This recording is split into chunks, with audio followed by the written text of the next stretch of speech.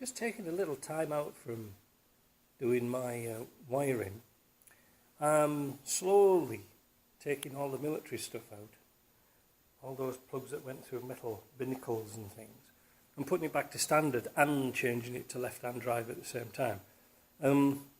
It's a bit, there's a lot of soldering, an awful lot, but it's not too bad to do.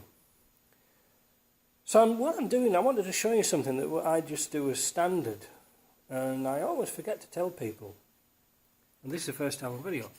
Now, to get wires from front to back of a Land Rover is a pain, so I put these rubber grommets in here, and what you can do then is run the wires under the car by fastening them to the top of the frame, all the way front to back, without getting into heartaches of putting them through the window frame or through the floor where they're all getting wet or drilling holes here and there and everywhere. So what you can do is you can actually run a wire or a bunch of wires from this dashboard, wherever you're going to put into it, right the way to the back, without too many problems. And what I use is this stuff. This is from, we get this from an electronics shop, and you can get all sorts. This has got 10 wires in. This is 16 gauge. It's usually good all-round wiring I use. This one's got 4 in. But they are coded, so like I said, there's a white with little black traces on it, so you can find them. I've even run 24 wires, one cable, 24 wires, all the way front to back. And that means you can put all sorts of bits and pieces in and have some spares. You can put speakers in, you can put all sorts of bits and pieces in. Really, really easy. And those grommets are really easy to find because they're here on the actual Disco 2 harness. And they're the same on the Disco 1. So you can salvage all sorts. And when it comes out from the inside, it doesn't look too bad. You know, there's your grommet, and then you can put all your wires through, and then put a cable tie around and make it nice and watertight. So what else am I doing? Well, I'm going to put a Mud UK panel on here, and I'm going to put a double DIN radio in there, but with one without a CD player in, because that's a waste of time. I don't think anybody's got CDs now. That's going in. What else? What else? All the wiring's done for the auto box and the fuel injection system. That's all under there. I just need to get some proper nice clips and tidy all that up. I did have a big problem this week, and it was a real nightmare. I was doing the wiring for the auto box, which is down there, and I couldn't find out how to get the selector to work. The automatic, you know, when you've got to start it in park or neutral, and I couldn't work it out.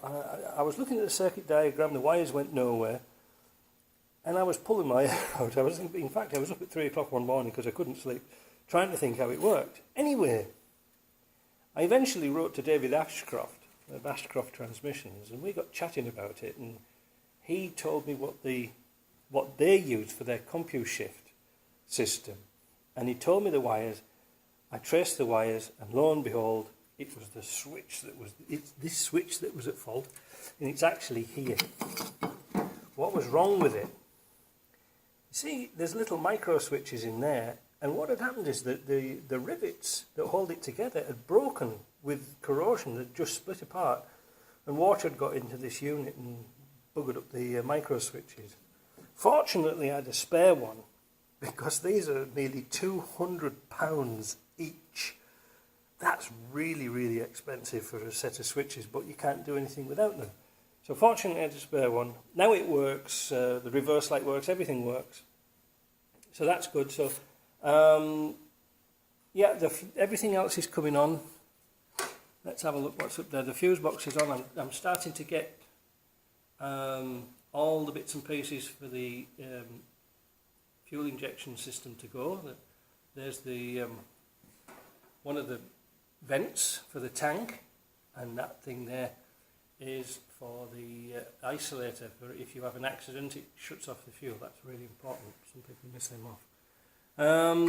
And other than that, it's sort of been a bit slow. wiring's tedious and it's taking more time than I thought. But anyway, another day on it, I'll do it. Whenever I rebuild Land Rovers, I always put new switches on. Like a switch that's 25 years old, they go in the garbage because they're going to get a problem anyway. So it's best to do it now, and they're not very expensive. So all I've got to do now is finish off doing this wiring. I'm going to move some stuff because this gives me an opportunity in this mud panel to put my hazard warning light switch around about here instead of under here. And I'll put the double DIN unit in there, and I've got a place to put switches up here. My heater switch is going to go here as a rotary switch, so I only need a 2-speed switch. And then I've got bags of room to do things. And if you see, once I've tidied up the wiring inside, where the wiring passes through the heater box, or through the heater duct, there's absolutely bags of room to put more wires. So if you do it like this, you can understand when I pass the wires up here, it's a straight passage up there and you're not pulling and tugging and messing about, and that really saves time and money. And then you can do all sorts of bits and pieces, which I will show you in a later video.